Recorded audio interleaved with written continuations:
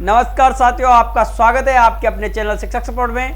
मित्रों, आज जो बात कर रहे हैं उसका आप सभी को बेसब्री का इंतजार था और अभी भी इंतजार है, क्योंकि मित्रों खबर कुछ ऐसी है जिसमें आप सभी को आनंद आने वाला है।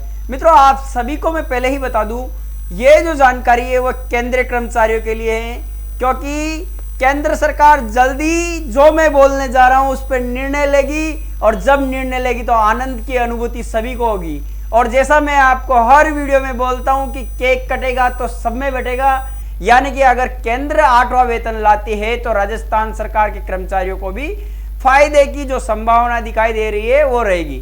तो हम बात करने वाले हैं मित्रों 8वें वेतन आयोग के बारे में। जी हाँ, 8वें वेतन आयोग को लेकर चर्चा शुरू हो गई है। ऐसे में आप सभी को पता है कि 7वें वेतन को जो है 31 दिसंबर 2025 को 10 साल हो जाएंगे और आप सभी जानते हैं, ये बात तो मुझे बताने की जरूरत नहीं है कि प्रत्येक 10 साल में जो है केंद्र को जो वेतन आयोग है वो चेंज करना पड़ता है और आपका 7वां वेतन आयोग 7th वेतन आयोग 31 दिसंबर 2025 को खत्म होने जा रहा है। ऐसे में सारी चर्चाएं तेज हो गई है मित्रों, और आज मैं जो आपको खबर देने जा रहा हूं वो एक लगभग ऑथेंटिक खबर आप सामने आ चुकी है।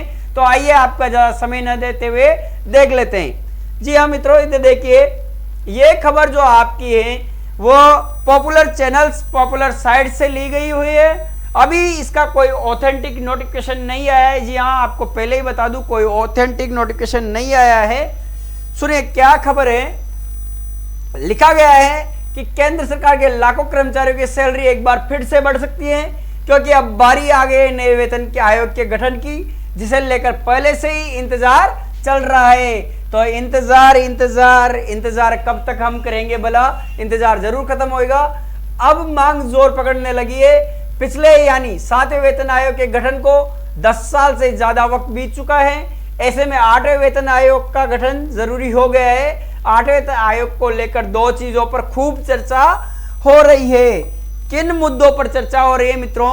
किन मुद्दों पर चर्चा हो रही है? इन मुद्दों पर चर्चा हो रही है कि देखिए, आपके दो ही क्वेश्चन थे, दो ही क्वेश्चन आप लोगों के सबसे ज्यादा उठकर सामने आ रहे हैं। 8वें वेतन आयोग के गठन की घोषणा कब होगी, कब घोषणा होगी, और कर्मचारियों की सैलरी और पेंशन में क्या बढ़ोतरी होगी?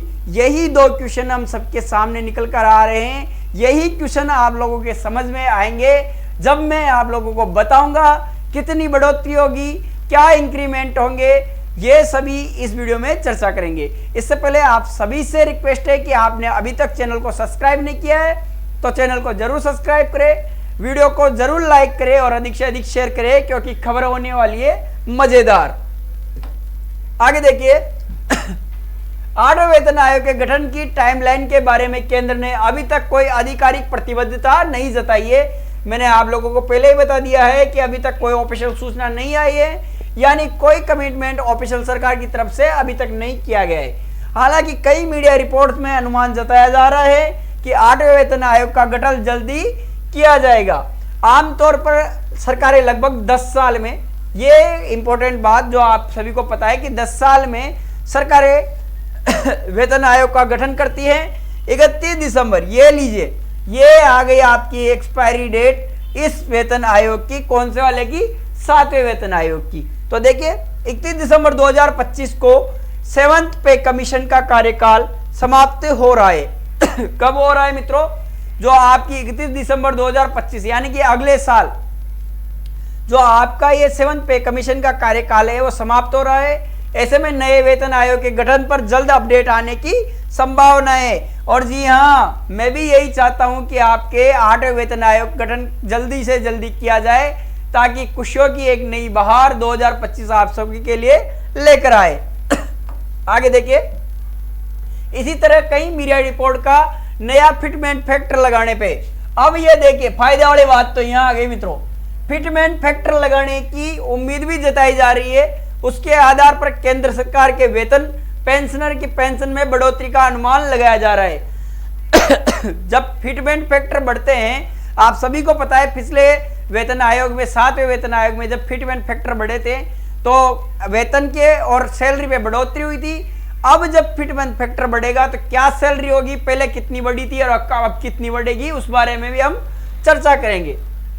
देखिए एनडीटीवी, ये लीजिए ऑफिशियल तो यहीं से हो गया, एनडीटीवी ने बताई है भाई साहब। तो एनडीटीवी प्रॉफिट की एक रिपोर्ट के अनुसार national counselling of joint consult machinery के सेक्रेटरी स्टाफ साइड, ये लीजिए, ये आप सभी के हितैषी शिव गोपाल मिश्रा जी ने कहा कि सैलरी और पेंशन में अगले रिवीजन के लिए कम से कम 2.86, तालियां बजाइए इस बात पे, 2.86 के फिटमेंट फैक्टर की उम्मीद की जा रही है।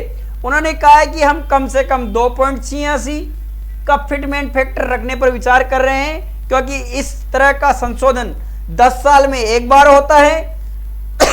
8वें वेतन आयोग के गठन के बाद हम यही मांग रखेंगे, ये कहा है हमारे माननीय शिव गोपाल मिश्रा जी ने, तो हम इनका धन्यवाद अदा करना चाहेंगे, इन्होंने हमारे हित की बात कही। आगे देखिए, केंद्र सरकार के कर्मचारियों का वेतन और पेंशन तय करने में फिटमेंट फैक्टर का बहुत अहम रोल होता है। फिटमेंट फैक्टर एक मल्टीप्लायर है जिसका इस्तेमाल सरकारी कर्मचारियों के मूल वेतन, रिटायर्ड लोगों की पेंशन को एडजस्ट करने के लिए किया जाता है। अब जैसा कि मैंने कहा था कि 7वें वेतन आयोग में फिटमेंट के अनुसार आपकी जो है सैलरी और पेंशन बढ़ी थी, तो क्या देखे 7वें वेतन आयोग ने 2.57 की फिटमेंट फैक्टर की सिफारिश की थी, जिसके चल रहे थे केंद्रीय कर्मचारियों के मिनिमम सैलरी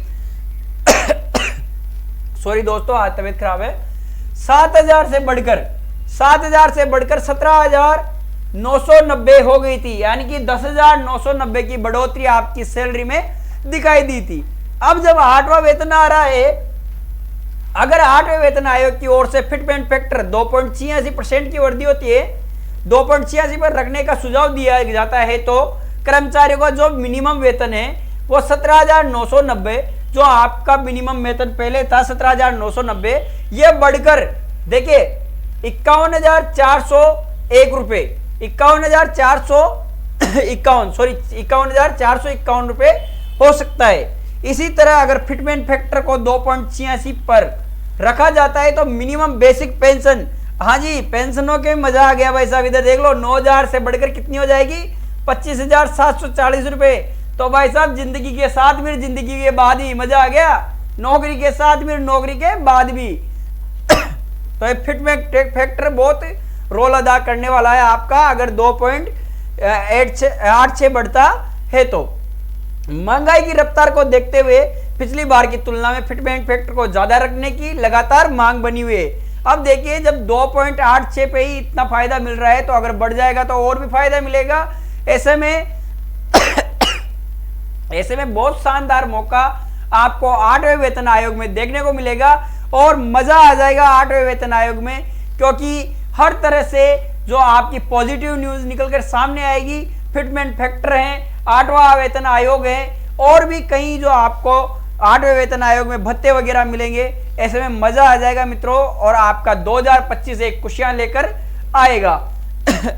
अब अंत में देख लेते हैं, देखिए 7वें वेतन आयोग का गठन पूर्व प्रधानमंत्री मनमोहन सिंह जी के कार्यकाल में हुआ था। यह हुआ था 28 फरवरी 2014 को। इसको मुझे बताने की जरूरत नहीं है, क्योंकि आप सभी को भली भांति ज्ञात है। 7वें वेतन आयोग ने अपनी पहली सिफारिशें उसके करीब 1.5 साल बाद 2015 में, नवंबर 2015 में केंद्र सरकार को सौंप दी थी, और उसके बाद 1 जनवरी 2016 को 7वें वेतन आयोग की सिफारिशें लागू हो गई, जो अभी तक लागू है। पिछले यानी 7वें वेतन आयोग के गठन के 10 साल इसी साल फरवरी में पूरे हो चुके हैं।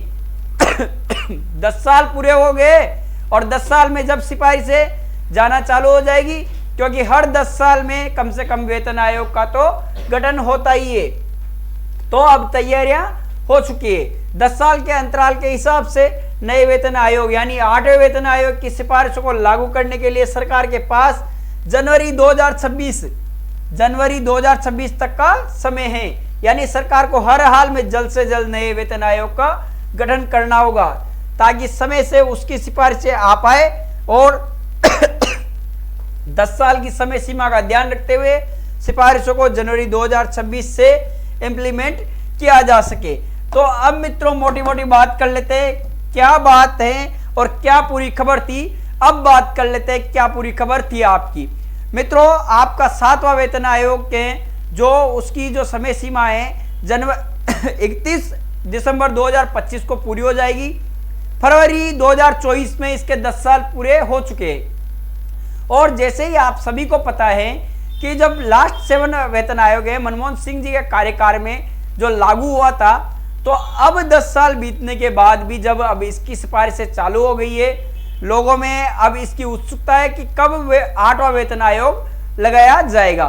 तो आप लोगों को बता दूं अंतिम तिथियां इसकी जो 2026 को जनवरी को होने वाली है, 2026 तक आपका 8वां वेतन आयोग लागू कर दिया जाएगा। तो ऐसे में ये बहुत बड़ी खुशखबरी आप लोगों को मैंने दी।